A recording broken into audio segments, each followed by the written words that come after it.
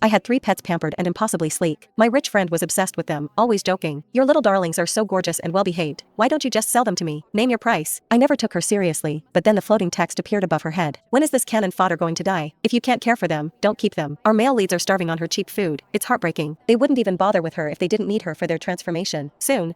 The cannon fodder has a brain tumor and no money for treatment. She's going to die any minute now. Once she's gone, the 3 male leads can go home with the female lead and start their happily ever after.